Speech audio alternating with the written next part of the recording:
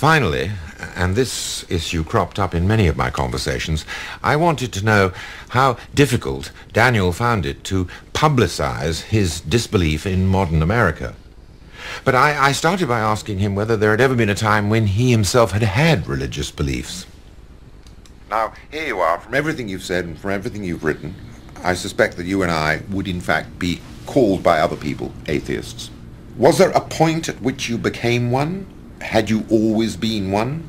Or is there in fact a history of the development of disbelief on your part? I was raised in one of those bland New England suburban Protestant faiths, the Congregational faith, which has hardly any creed at all, but lots of good hymns and ceremonies. And I went to Sunday school and learned the books of the Bible in order: Genesis, Exodus, Leviticus, Numbers, Deuteronomy, etc. So I got a good deal of biblical lore, but not a stern religious upbringing by any stretch of the imagination. And I was always interested in it. Intellectually, philosophically, I was a little budding philosopher. I suppose I was a teenager before I began to realize that my interest in this was I feel like academic. I didn't believe it at all, and I didn't seriously think about whether I'd ever believed it, or whether it had been just part of a tradition that it was, go along with it because it's a bit offensive to challenge something like this. I mean, if you see a terribly obese person, you don't walk up and say, "My God, you're obese." We don't do things like that. It's just impolite. And if people around you are being devout, it's worse than rude to challenge them. And so I don't think I ever really I never had a conversion experience. I just gradually realized that I didn't believe any of this. I don't think I encountered many people in my youth who really believed in God. I think most people who say they believe in God, most people in the West who say they believe in God actually believe in belief in God. I don't even believe in belief in God. That is, they believe that belief in God is a really good thing. It is something to strive for, something to be maybe proud of if you succeed. Certainly you should try to believe in God, and you certainly shouldn't make it hard for others to believe in God. And the behavior of somebody who believes in belief in God is just the behavior we observe. You go to church, you sing hymns, you give money to the church, and so forth. If you actually believed in God, you do all sorts of lunatic things, and we don't see very many people doing those things. They don't put their lives on the line for God, typically. And I thought it was a little bit like belief in Santa Claus. It's something that we do. We talk about it. We sort of pretend to believe in God, and maybe the immature ones actually believe in God. And then some people grow out of it. Why is it that we have such compunctions about people's faith and devoutness, whereas we're perfectly willing to be rude and argumentative and difficult with people's political beliefs? What is it about the belief in the sacred which is sacred? I don't know, and I've been wondering that a good deal, because there are times when I think it would be much better if we were a lot franker and ruder about religious belief. If we look around the world today, I would say that by far more danger, more harm comes from religious belief on every side than help. Yes, religions at their best provide succor and meaning and comfort to people who are really hard-pressed. And I think that's what we don't want to deny to people. Yes, I mean, I don't. But nevertheless, I'm often rebuked for being bloody rude about people's religious beliefs. I have very few compunctions about getting into arguments, often in public places, about religion. And I will then go away and my wife says, you really mustn't talk like that to things that people hold sacred. Yeah. And yet, she would be much less embarrassed if I was to have a stand-up row about Soviet communism and about the atrocities committed by Stalin. I, myself, do not think that truth is sufficient justification for saying something. And I think we all know that. We don't tell fat people they're fat. We don't tell ugly people they're ugly. We don't, there's lots of things every day we could go around saying things to people's faces that would be perfectly true, and we could prove them, and it would just be really mischievous. It would just, there's things about me that I'm glad I don't know, and I hope other people don't know. I certainly wouldn't want people going around spreading this around and things about you. There's lots of facts that we're just as well off not knowing.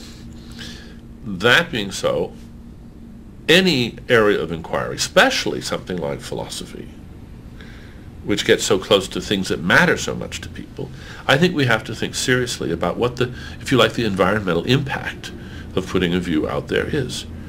It's possible that some real mischief, some real harm might come from presenting a position which is in itself perfectly true. But let's look at the boundaries of this. If somebody's a member of a cult, as we say, we have no trouble being rude with them, with laughing at the Raelians or those people that got interested in the comet, various doomsday prophesiers when the prophecies don't come true. We laugh at those people, and the world laughs with us at them. So we have a line where we consider some religious belief to be just too kooky to take seriously, and we are rude with impunity in talking about those. But is it because they're minority opinions? I think so. I think that's all it is, and I think this is just political. If Christianity were a small sect in the world, I think it wouldn't receive the respect. But look at all those churches that the Christians have built. Look at all the great arts. Look at all the great music. It's hard to be rude to a religion which has created so much great culture. I've had this friendly disagreement with Richard Dawkins over just this issue. And I say, Richard, I, of course, completely agree with you, but I don't think you want to hurt people's feelings. Why do you want to hurt people's, why do you want, and for a long time I thought, he didn't have a good reply to that. And more recently I've been thinking, man, maybe I should hurt a few more people's feelings. Maybe we should turn the tide a bit on this. Maybe we should get out in front of this, and yes, we'll take some awful lumps because we'll be the rude, evil ones. But let's see if we can just move the barrier a little bit. But maybe we should get out there with Richard and be more aggressive, just to open up the space behind us. I mean, I think this is true not just in this area. I think in religion, I think that what America really needs right now is some outspoken, bold, serious liberals. Yes, they can't be elected, but let them get out there and make a big noise so that to move the center, to move the effective center. And particularly in the United States, where in fact it is very closely tied up with Christian belief. Certainly is. I mean, it's true that our own Prime Minister is a very pious Christian. But I don't think one can detect, as one can in Bush and one can in the right wing of the Republican Party here, a a constitutive relationship between right-wing politics and born-again Christianity. Oh yes, they have the strange overconfidence of the religious zealot. They're sure that the world is what their religion says it is. There's the good guys and the bad guys, and we're the good guys. And we will smite the bad guys. Now, granted your increasing sense of the importance of being explicit and outright and forthright about this, here you are, you've written some important, influential books on various aspects of philosophy and various aspects of science in which philosophy has interests. It's hard to imagine an area in which philosophy would have more interests than religion.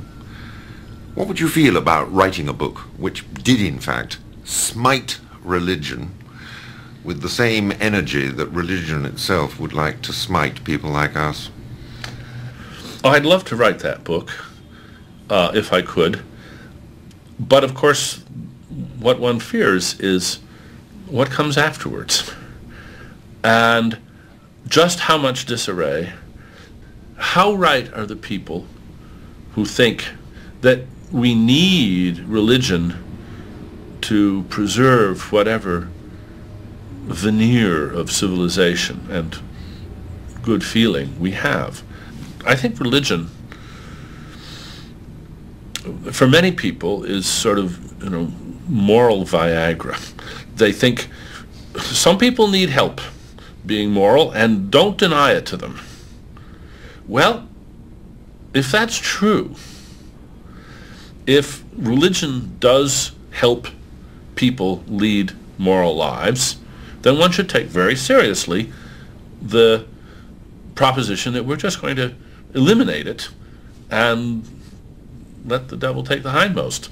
Because the hindmost may be a great many people, and we might have the chaos that these people fear.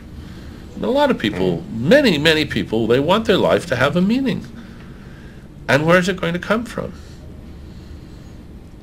Yes, but there must be something better than religion. But yes, we certainly hope there is. What's it going to be? That's it. Oh, wonderful. Yeah, sorry.